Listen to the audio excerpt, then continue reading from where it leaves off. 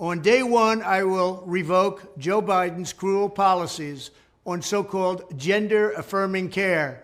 Ridiculous. A process that includes giving kids puberty blockers, mutating their physical appearance, and ultimately performing surgery on minor children. Can you believe this? I will sign a new executive order instructing every federal agency to cease all programs that promote the concept of sex and gender transition at any age.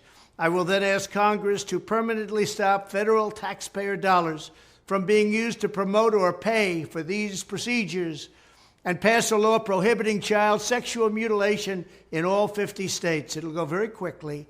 I will declare that any hospital or healthcare provider that participates in the chemical or physical mutilation of minor youth will no longer meet federal health and safety standards for Medicaid and Medicare and will be terminated from the program immediately. Furthermore, I will support the creation of a private right of action for victims to sue doctors who have unforgivably performed these procedures on minor children. The Department of Justice will investigate Big Pharma and the big hospital networks to determine whether they have deliberately covered up horrific long-term side effects of sex transitions in order to get rich at the expense of vulnerable patients, in this case, very vulnerable.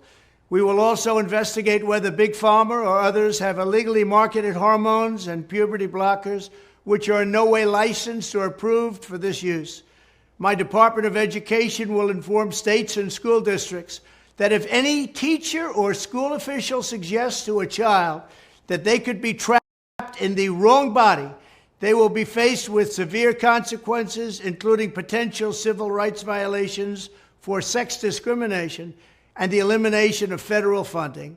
As part of our new credentialing body for teachers, we will promote positive education about the nuclear family, the roles of mothers and fathers, and celebrating rather than erasing the things that make men and women different and unique. I will ask Congress to pass a bill establishing that the only genders recognized by the United States government are male and female, and they are assigned at birth. The bill will also make clear that Title IX prohibits men from participating in women's sports, and we will protect the rights of parents from being forced to allow their minor child to assume a gender which is new and an identity without the parents' consent. The identity will not be new, and it will not be new, and it will not be without parental consent. No serious country should be telling its children that they were born with the wrong gender, a concept that was never heard of in all of human history. Nobody's ever heard of this, what's happening today.